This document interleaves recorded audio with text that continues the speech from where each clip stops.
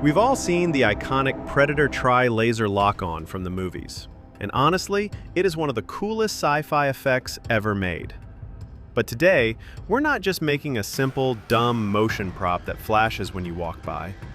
We are building a fully autonomous radar sentry, powered by a Raspberry Pi Pico W that actively hunts for a target's center of mass. I spent quite a bit of time designing this custom 180-degree housing in Fusion 360. It's engineered specifically to hold a 3-zone motion sensor array, along with a heavy-duty pan and tilt servo mechanism. But before we get into the code, let's talk about the physical build. If you look closely at these base components, you can actually see some rough layer lines, stringing, and minor surface defects. 3D printing complex enclosures at home can be tough. Between high humidity ruining your filament spool, unpredictable temperature shifts causing severe warping, and nozzles clogging at the worst possible time, it's incredibly frustrating. Waking up to a failed 10-hour print that looks like a pile of spaghetti really slows down the prototyping process. That's exactly where the sponsor of this video, PCBWay, comes in. Let me show you exactly how seamless their ordering platform is for getting perfect PLA parts. You simply head to their instant quote page and drag and drop your 3D files. Once the system processes your geometry, choose quantity, select PLA as your material.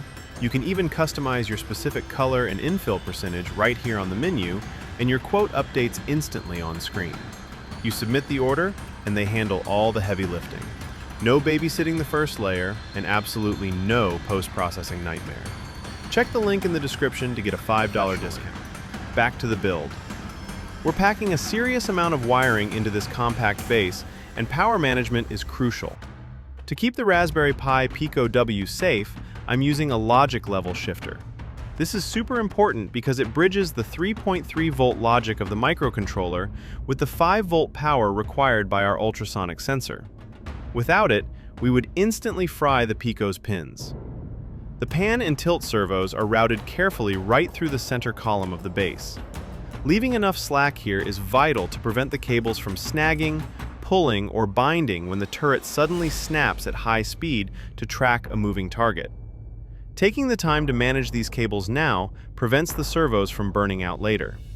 Up top is where the system gets its eyes, the hunter's head.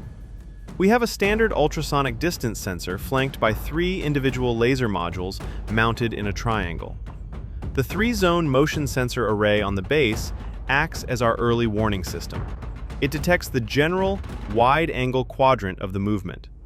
But this top sonar sensor is what takes over to perform the high-speed, precision radar sweep. Check out this tracking logic in action. When it detects motion, it doesn't just blindly point. It actively sweeps that sector. It finds the left edge of the target, finds the right edge, calculates the exact mathematical center of those 2 points, and then perfectly centers the servos right on your mass before it locks on.